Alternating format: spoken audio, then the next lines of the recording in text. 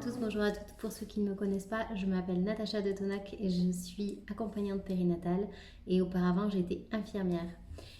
Aujourd'hui je interviens sur la chaîne de Charlotte pour la deuxième fois puisque je suis déjà venue vous parler de mon métier d'accompagnante périnatale, mais le thème du jour sera le fait d'être infirmière en Suisse puisque c'est ce que je faisais avant.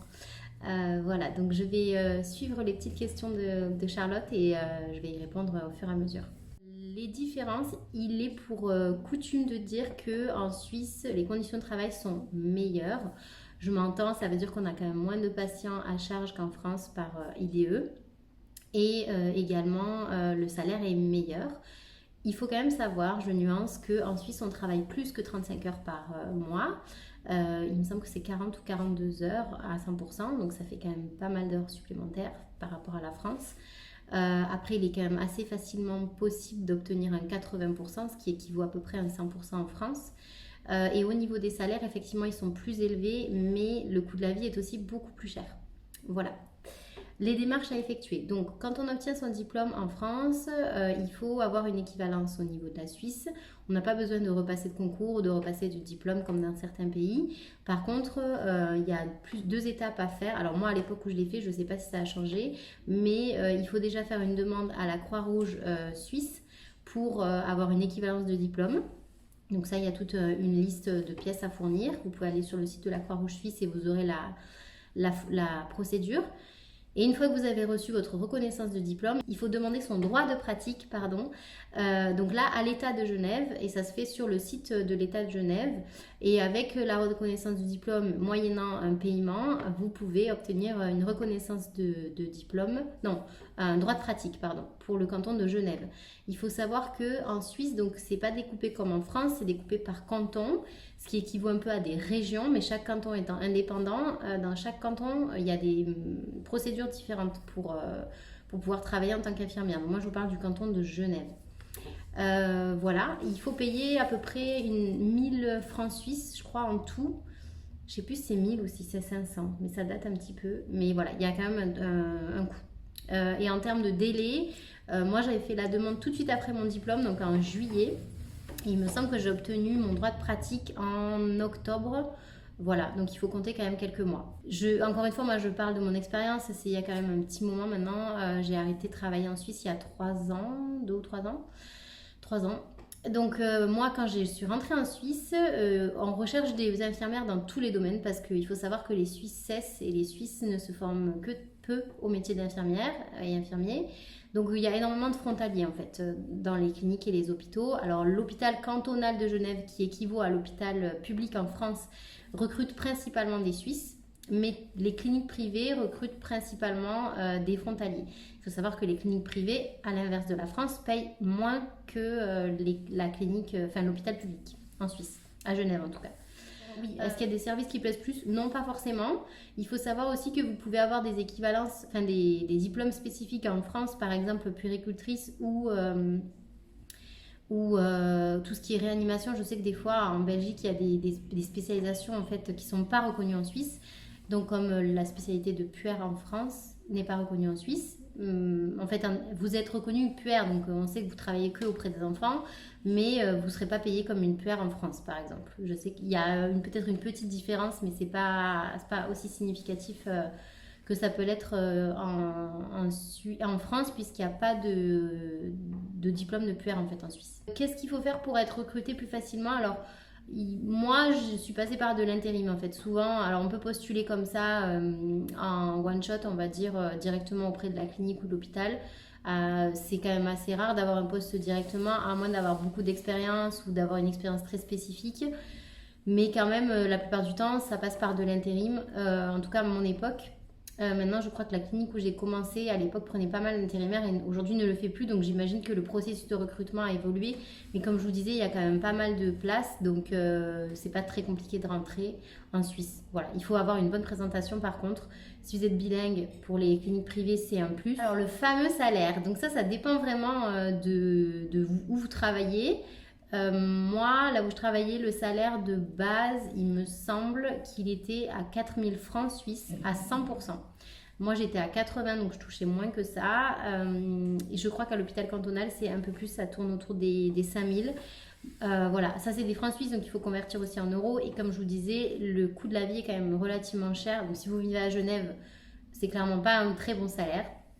Et si vous vivez en France voisine, en vivant par exemple tout seul, en ayant un appart à payer, les courses, l'essence, enfin le quotidien, c'est pas un salaire mirobolant non plus, comme on pourrait se dire. Moi, si je touchais 4000 € dans le sud de la France, je serais vraiment à l'aise, mais en Haute-Savoie ou enfin tout ce qui est frontalier et à Genève, c'est pas un salaire énorme non plus, quoi. Est-ce qu'il y a des postes avec logement compris? Alors, pas à ma connaissance, du tout. Voilà. Alors, par exemple, pour vous donner une idée, avec mon compagnon, enfin, à l'époque, c'était pas mon compagnon, c'était pas encore mon mari, mais on vivait à Genève dans un 70 mètres carrés et on payait à peu près 1800 francs suisses par mois. À ça, il faut rajouter le parking, parce que souvent, il n'y a pas de parking à Genève. Et en périphérie, donc enfin, en tout cas en Haute-Savoie, un loyer c'est autour de 900, mais vraiment 900 c'est les premiers prix pour des studios, jusqu'à 1000-1300 € pour un T2. Voilà, donc ouais, le coût de la vie est quand même cher. Après, la nourriture et tout ça, c'est à peu près pareil que chez nous. En Suisse, il faut aussi penser à l'assurance maladie, parce que vous n'êtes pas couvert, enfin vous êtes couvert par la Sécu, mais vous devez faire le choix entre guillemets de la Sécu ou le système de santé suisse. C'est un peu complexe, ça je vais peut-être pas rentrer dans les détails, mais il faut penser à rajouter en tout cas ça, vous allez le payer en fait, quoi que ce soit du côté français ou du côté suisse, vous allez payer l'équivalent de la sécurité sociale, en fait la base de remboursement de l'assurance maladie. Donc ça a un coût. Je pense qu'il faut compter à peu près 300 € par mois pour ça. Quels sont les avantages et les inconvénients? Alors les avantages, clairement, moi ce que j'ai adoré c'était le fait de pouvoir travailler dans les deux langues, parce que ben, j'avais quand même pas mal de patientèle anglophone, donc ça c'était cool puisque moi je suis bilingue. Le fait d'avoir aussi peu de patients à charge, moi je travaille en chirurgie pédiatrique principalement et aussi à la maternité et en néonat. Chirurgie pédiatrique, j'avais maximum 6 patients à charge par jour. J'étais en 12 heures, seule infirmière en binôme avec une auxiliaire puère. Et en la mat, on avait entre 2 et 3 patientes maximum, sachant qu'on prenait le couple maman-bébé en charge. Voilà, donc c'est relativement peu comparé à la France, ça c'est vraiment cool. Après, moi j'étais dans une clinique quand même très haut de gamme, donc c'est vrai que c'est une patientèle qui est exigeante, mais moi ça me plaisait bien aussi, donc voilà. Les inconvénients, ben, il faut traverser la frontière tous les jours, donc là quand il y a eu par exemple... les fermetures des frontières avec Covid, c'était quand même compliqué, il y avait beaucoup de bouchons. Faut pas négliger le temps passé sur la route. Si vous vivez par exemple à Annecy, qui est à une quarantaine de kilomètres de Genève, il faut quand même compter presque 1 heure aller-retour le matin et le soir. Parce qu'il y a quand même beaucoup de bouchons, il faut pas se mentir, la Suisse attire beaucoup, donc il y a forcément du monde qui circule. Voilà, je crois que c'est tout. Après, ouais, on a un peu la réputation en Suisse d'être sur un siège éjectable.